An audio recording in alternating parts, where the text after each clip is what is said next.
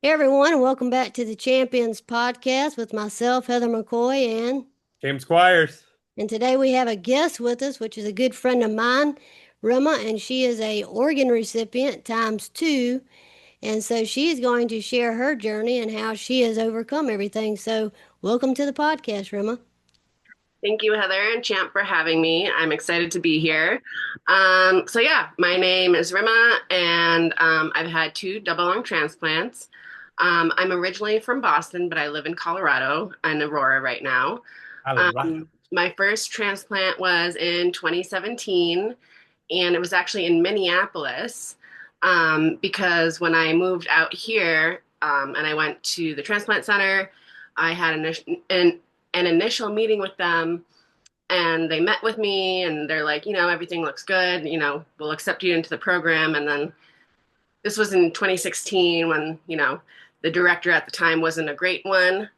Since then, the whole program has been revamped and it's a lot better, different people in charge. Anyways, the next day they called me and they were like, just kidding, we're not going to do your transplant. And I was like, why? And they said they didn't like look over the bacteria that was growing in my lungs, which wasn't anything crazy. It was like two strains of Pseudomonas, like staph, like MRSA that I had gotten. And that's about it. But they just didn't want to take me on as a risk, which is whatever. So then my sister became my caregiver. She moved from Brooklyn, New York, left her job, and before she moved out, she like helped me find a different transplant center, which ended up being in Minneapolis, the U of M. And on the phone, had an initial like meeting with them and went over and I was like, okay, just to be sure, what bacteria I have growing in my lungs. Can we move forward with scheduling an evaluation? And yes, went there, did the week-long evaluation, and then 2 weeks later, they're like, "Yep, we'll accept you into our program." And then, like, I wanted to enjoy my summer. This was still 2016, and I ended up in the hospital multiple times, so I did not enjoy my summer at all. And and then by September, no, it was August, I had like gone back to Massachusetts for a trip, got sick with a cold, of course, and then ended up in the hospital for 3 weeks. And then that was when like my health kept going down, you know, faster. And my team here, the National Jewish team, when I was in inpatient, they're like, yeah, you need to get yourself to your transplant center. Like, you should get on a list like ASAP. So then the whole plan was I was going to do the med flight, like stay here, but be listed in Minneapolis. And then the logistics ended up stressing me out so much that I was like, I can't, like, if I get a call and then we fly there and then it ends up being a dry run, then what? I have to come back and then do it again. And it sounds very expensive. So we just decided, let's just move there. So my sister went to type A planning mode, which was amazing. And she found us a place to live. And so then we moved in September of 2016 to Minneapolis. We drove out there. We packed everything we thought we would need in my car. And it's like a 13-hour drive from here. And then got listed in September and then had my first dry run like Halloween. Got the call and then ended up not being the call. They actually ended up putting me to sleep and intubating me before canceling because I guess they took another look. I don't know why they didn't look again before doing that. And it looked really irritated and red and inflamed for the donor lungs. And then, I mean, I'm glad they canceled it because, like, who wants an infected pair of lungs when you're getting a transplant? Anyways, I got really sick after that because of the stirring up of being intubated. And I ended up in the hospital for like 3 months because of it. And then I had another call in April on April Fool's Day. That ended up being a dry run too. But luckily, I only had to wait like 7 hours before they canceled it. And so, like, I was just waiting around. Nothing happened. And then I got another call in May and ended up getting my first transplant on Mother's Day. So it was all on holidays, which was pretty funny. And then almost 7.5 years later, I started experiencing shortness of breath, and it was really weird. And then I went and got PFTs. It's funny because I did a really big hike a week before and I was fine. And I was like, why am I feeling short of breath? This is so weird. Had PFTs and it dropped. I was down to 60% in September, and that previous June I was already at 100. I was at 108 lung function. So that was a very big drop. So I was like, I knew something was wrong. My first thought was obviously rejection, but they're like, we got to rule everything out. We got to do a bronchoscopy. We got to do blood tests with this and that. So I did the bronch. It takes like a week or so for results. So I'm impatient. So that was annoying to wait for. But I mean, anyone in my shoes would have been impatient because it's like, oh my God, I need to know now. Um, and then, so the bronch came back fine, but then it took 2 weeks or so for the clinimmune blood test to come back. And it said I had donor specific antibody mediated rejection. So DSA AMR, which was confusing to me. And so then they're like, okay, we're going to treat you for this. Wait, no, they weren't yet. They did do like a burst of like 3 days of high steroids, infusions. That I don't know. I don't think it did anything. Um, and then every week, my lung function kept dropping more and more. By the time it was like end of September, I think I was down to like 40 somethings. And then so they were like, let's put you in the hospital for 2 weeks. Let's do treatment, 8 sessions of plasmapheresis, IVIG infusions, RAT-G infusions, a couple of other things I can't remember. And I actually ended up feeling worse at the end of it. I lost lung function. So like it didn't do anything. And and by the time I came out a week later, I did PFTs again. I was down to like 20 something. So like it was very scary how fast things were happening. Like I was like, it felt very out of control. And I was like, what is going on? And then eventually, I think in November, they're like, okay, so you have CLAD or BOS rejection, which is a chronic rejection. And it was moving very quickly. And so we made the decision to do a campath injection, which is to basically wipe out your immune system to like ground zero. And some people decide not to do that because it can be really hard with transplant, just recovering from that. And because people can get sick easier because your immune system is like nothing.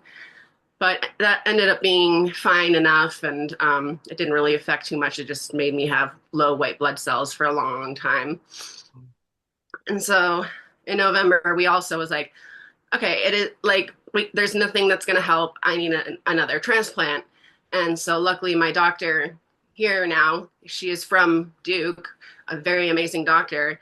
And so she put in the referral and put in the call over to Duke and got that going for me. And it's always the waiting game. You got to wait for the referral exception. You got to wait for them to accept insurance, and that took a while, and for them to do this and that. And I'm like, things aren't happening fast enough, I felt. And But when of you're course, in chronic rejection, like yeah, nothing happens as fast. Like you want it fixed that day. And like I can remember all our friend group that had been through chronic rejection when you were like dropping so fast, we were all like privately being like, we don't want to tell her, but like, this isn't good. This isn't good. And we were like praying and worried to death. Like, we were like, oh my gosh, they're not listing her yet. They're not doing like, we wanted you listed right then so you could get a call. Like, and we just kept saying, please, like, hurry up. Because we know some people like go really, really fast down the slope and some people hang. In your case, yours was like, I mean, to say you were like 108 and you're dropping and dropping and dropping and dropping, I mean, it literally feels like you could die any moment. yeah, it was. I was so out of breath by like even October. I was put on oxygen in September, and just being here at elevation, like that didn't help. Like, and I was losing weight. I had no appetite. I was doing tube feedings like mainly around the clock as much as I could, but like I wasn't gaining any weight. So I was becoming weaker, losing weight, and getting really bony. Mm. And just even showering was so hard. I had to get a shower chair. I had to shower with the curtain and the doors open because like the steam was like so much. I couldn't breathe in the shower. I hated showering.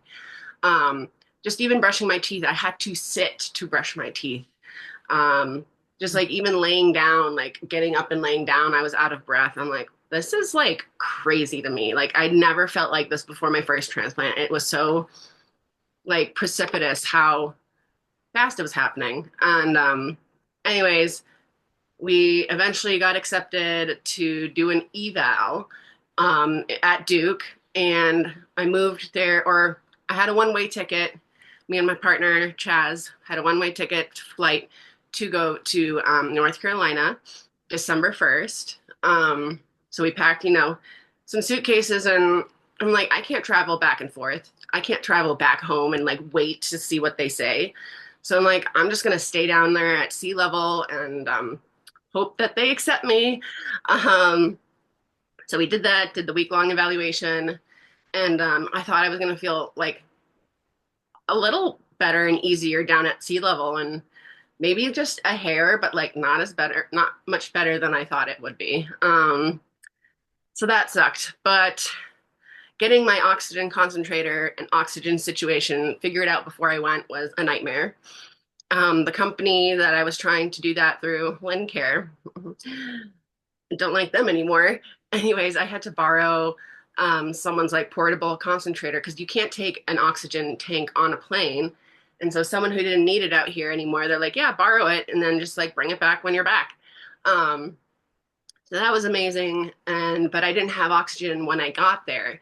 And so one of my really good transplant friends that live in North Carolina, she like was trying to figure that out for me. By the time I landed, there were so many texts. She's like trying to help me with someone who had an extra or just had a oxygen concentrator, a big one, like a home one, that they weren't using. And so we were able to get that from her, Allie Jenkins. Um, her and her mom were so nice to let me borrow that. And they were so sweet. And may she rest in peace. She was so great. And then so then I got to borrow that, and by the time I was there, I was able to figure out with a different home care company that did it really quickly. They were able to get me everything I needed, and then I was able to give it back to her. Um, and then yeah, we waited around a long time, and they kept adding tests and tests, and I'm like, why are they like not like accepting me and listing me yet? Like what are they waiting for? It was very frustrating, and it was one of the big things was I could not gain weight. At one point I went down to 98 pounds. Here before rejection I was like 125. um so I lost a lot of weight, and obviously they you need the extra weight when you're getting a transplant because you lose a bunch of weight um at time of transplant because you're not eating like the stress of the transplant, like you just lose like at least 10 pounds about, I think. How much weight did you lose for your transplant? Oh gosh, I don't even remember. I think I know both of them I lost quite a bit, but I was also low before I started. So I want to say my first transplant, I maybe it was around in the 80s. And then my second one, I remember being in the 90s. And I finally got up to maybe like 102 after transplant. But I mean, it took a while. Wait, how tall are you? 5'1". Okay, yeah, I'm 5'7". So yeah, my normal weight is like 125, like 130, that's like the comfortable weight. For my first transplant, my sister was able to get me nice and plump at 140, which I don't think I'll ever be able to weigh again unless I'm like full of fluid, after a transplant. Well, maybe all the pizza slices will help. Right. It just sucks like not having an appetite. I mean, I know you know that feeling. So I think, let's see, February, they finally listed me, and they have a quick turnaround time over in Duke. So I was like, okay, they kept saying, like, just a couple weeks, maybe up to a month, like you'll be waiting, which my wait time for Minneapolis was 8 months. I was on the list. So that was like, wow, okay, this is going to be great. You know, just mentally prepare. It's going to happen quick. Um, And it and seemed like it took forever. and it felt like it took forever. I was like, "Are you sure you have my number?" Um, but they said they were like being choosy because they're like, because I'm so like risky and sensitive to like everything because I was so underweight and so sick. Like they're like, we're gonna wait for a really good pair. We're not gonna give you a risky pair. Which I appreciated. And so 4.5 weeks later, I had to go into the hospital before I got my transplant because my CO2 levels were so high. I was having the worst headaches of my life every morning, like overnight. And for a little bit, I was like, what is that? Why is that happening? I was like, oh, it's because I'm not blowing off the carbon dioxide. Sorry, brain fart. Progress brain. Um, and so it was just like building up in my head and just causing the worst headaches of my life because I wasn't breathing properly. And so then I had to be put in the hospital, put on a BiPAP, and going on the BiPAP was the most difficult thing for me. Like I couldn't do it without taking the oxygen off my face. Like I had to do it with it. Like it was the most. BiPAP is so weird because it's like literally forcing air into you, and it's like I already can't like breathe It's so normally. uncomfortable. It's the most uncomfortable thing, the mask, and I'm like, they're like, you have to wear it. You have to get down under a certain number, or this is very dangerous. Like, we can't do the transplant if you are a certain number. And I think I like what did it. Like, I had a blood test. Like, they did the AVG. Oh yeah. Hate those. And later that day, they called me. They're like, you need to go to the hospital. Like, your number's like 104. And I forget what the average or the normal number is, but it's not that. And so after a couple of days, I was able to go down to 70, which was great because my doctor came in like before I was able to go down. They're like, if you can't get these numbers down, we're gonna have a very uncomfortable conversation, Mhm. which was scary. Um, and then so I went in on a Friday, and then Monday at like 5 or 6 a.m., I get a phone call, and they have lungs for me, and literally it came at the nick of time. Like, I don't know how much longer I would have lasted without a transplant, honestly. And so they do the call and then like we'll call you back to confirm. And so I'm like 6 a.m. I'm already like panicking. I'm like, okay, what do I do? What do I do? I need a shower, like do, get my hair braided. My sister was in North Carolina and my partner, so they came um and then they did come pretty quickly, the people for my transplant. So like that was really quick. Um, but it was great because, yeah, like I said, I don't know how much longer I would have lasted without it. And then you had a difficult recovery. Yes, difficult Mm. recovery. My first transplant recovery was 16 days in the hospital, and then this time it was 6 weeks. They did have to keep me sedated for 2 days while they brought me in and out of the OR room because they couldn't fully close me yet because of the amount of bleeding that happens with cutting open scar tissue. There's just a lot of bleeding with second transplants, which is one of the big risks. And so I received like 18 units of blood, and they finally were able to wake me up, and just the recovery was a lot harder. And during my 6 weeks, you were also in the hospital for your kidney transplant. So that was really cool. I know we tried to like set up a time to like say hi, but it just didn't work out. But you were down the hallway from me. Yes, yeah, yeah. I That remember that was a really cool time, and I remember even asking the nurses. I was like, "Where is she? Where is she?" Because they couldn't tell me because of the yeah, I HIPAA was like, laws. I was like, "Her name's this." She said she's in this room, and they're like, "Well, she probably is." I'm like, "Well, where's the room?" Because we were on the what is it, the tower, and I don't have much memory of the tower because it's been with transplant, so yeah, I know my way around the other buildings, but I just remember you going through that whole process, and it just seemed like so long and so long.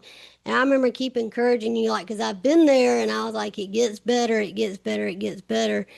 And I remember when you finally got out the hospital, it was just like a sigh of relief for all of us to say, like, okay, she made it out. That means things are gonna go better. And I was so excited when you even posted about your hiking again because I know that meant so much to you, like with the first transplant. And I wanted to ask, how was that, especially after all you went through with the second? How was that time when you first went out on the hike? What was that feeling like? It was incredible the fact that like I didn't need oxygen anymore. I could walk and not be so out of breath. And my first hike was at 9,000 feet of at elevation in Aspen. Did like a loop around the lake at Maroon Bells, which was my first time, which was cool for my first hike with my second pair of lungs. It was just incredible just to be able to like, I mean, I was slow on the incline, of course. I'm still working back because I lost like all the muscle I had. It was insane how fast and how all my muscle just like disappeared because like I was inactive. I could barely go to the bathroom without like gasping for air. So like I was basically laying and sitting like for months. And so just being able to like keep up with people walking on flat was amazing to me. And so I'm up to hike 8. I've done 8 hikes That's awesome. and I'm hoping maybe by the summer, I don't know. I have to, I stopped going to the gym for a while because I have been so fatigued and weak because I am now anemic and Mhm. because I still can't really gain weight. I am back up to 115 pounds, but like trying to gain muscle when you can barely get any fat on you is kind of hard. I feel like I would be going backwards, just like not gaining any muscle and just losing weight.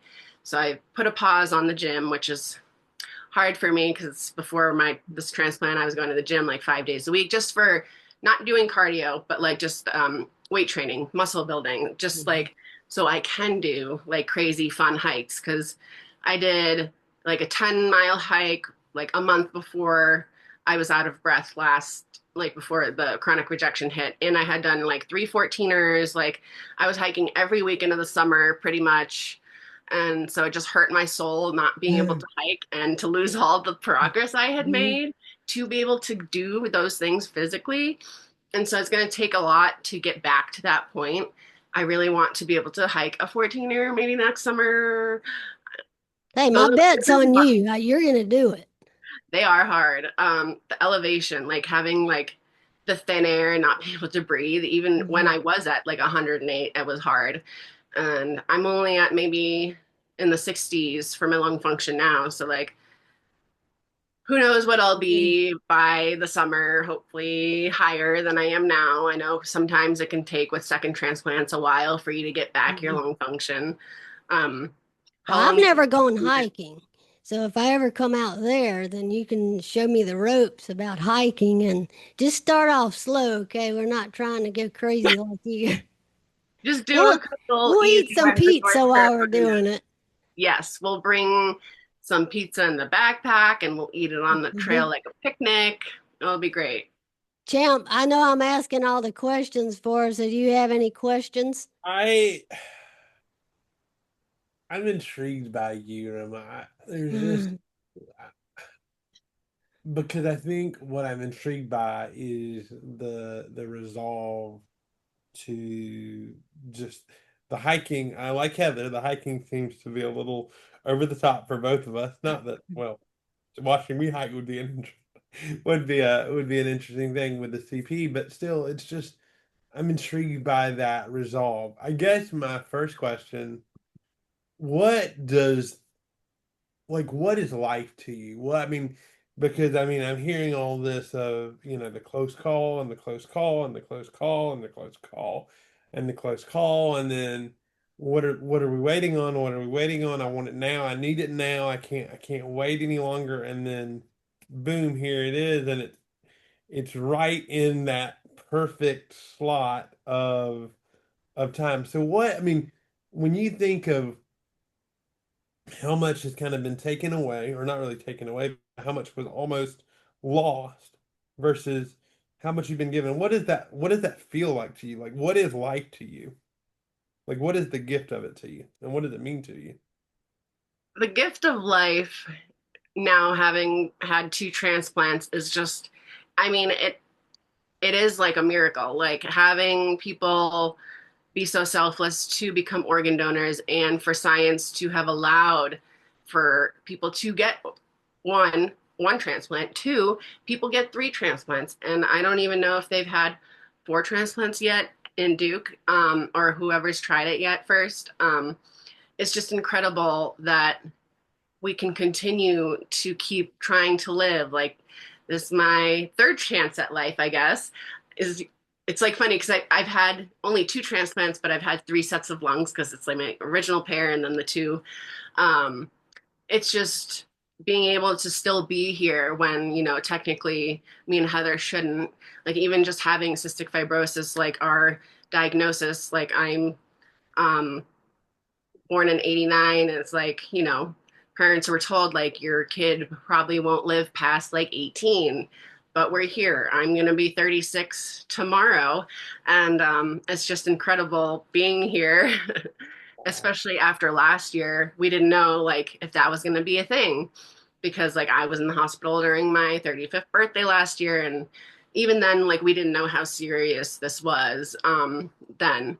But just life is just so precious and so like fleeting. Like, you really don't know how much time anyone has, because anything could happen at any time. But like, I feel like Heather and I have like more of a sense of like, yes, I'm gonna do this thing. I want to cherish all the time that I have, and like want to make memories with people and just spend time and do the things we want to do before we can't.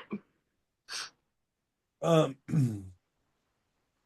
okay, I hear you talking a lot about like what are things aside from like the gift of life itself? What are things other than hiking that just give you a sense of purpose and meaning? And what are some of the hobbies? Because I love hearing that because I feel like just the way you're describing your desire to live is like I'm gonna bust it all wide open and I'm gonna run directly into it. And I just think that's it's so incredible. So, what are the things you love to do aside from the hiking or along with it? I do love to help people.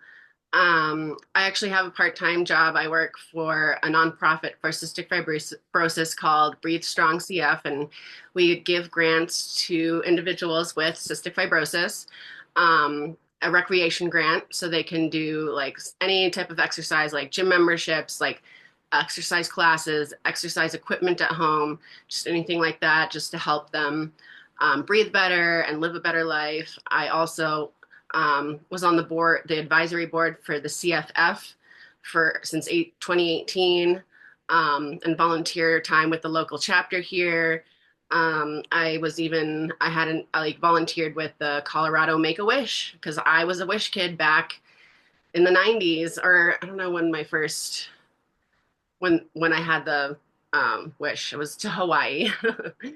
So I just like to give back to people like on my Instagram and social media. I just like to help people feel less alone and educate people with like my experiences and show them like, yes, this sucks, this happens, but you can get through this. Like, don't dwell on like the negative. Just, I know people are like, be positive, but it's like it really does make a huge difference when someone is negative and positive. Like, they live, like, even doctors have said like recovery for major surgeries, if people have a negative mindset, like, they don't recover well. Some people don't even make it, like, because they don't have the will, like they don't have something to look forward to, or this or that. But besides that, my hobbies, I love plants, um, and animals. Like, I went to school for environmental science. I'm a nerd. Like, I have like the bird and like animal and insect pamphlets identification things that I bring on my hikes. Oh my God. Um,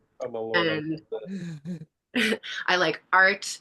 I do watercolor doodles, like greeting cards. I'm just an artsy He's person. got it going on. I like Yeah. doing all sorts of random things.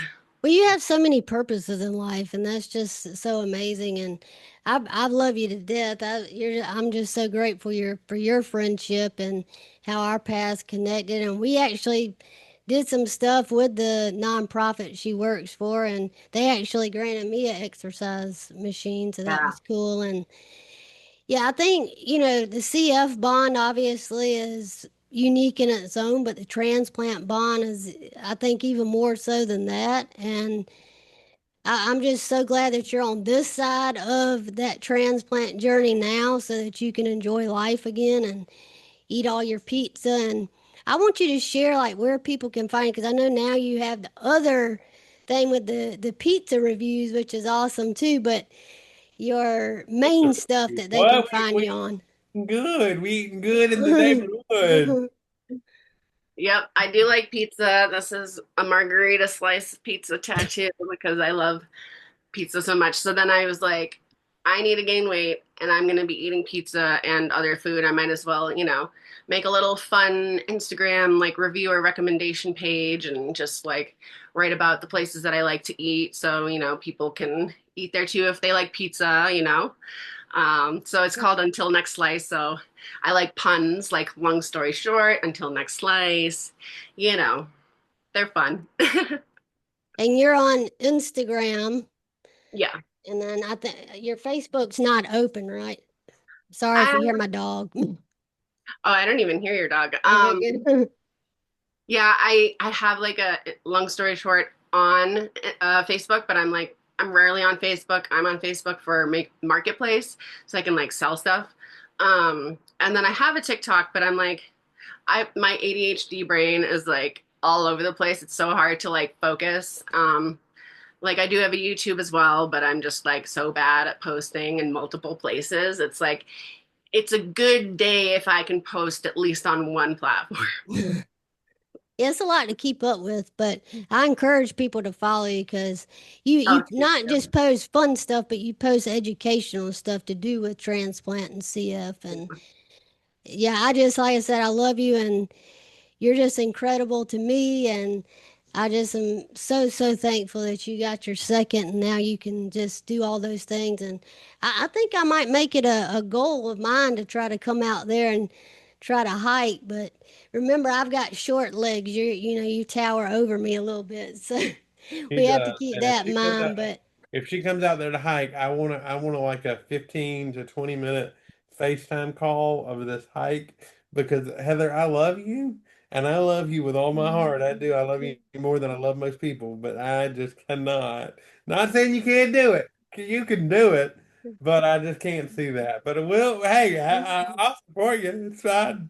well, it might be a lot of sitting down in that's between, but. fine. Elevation is no joke. Yeah, see, Um, I've never been out there, so I don't even know what that would be like with the elevation. But yeah. Rima, and you spoke a little bit, and it was very quick. And if it's not something you want to dive into, it's fine. You spoke a little bit about your sister being your primary care.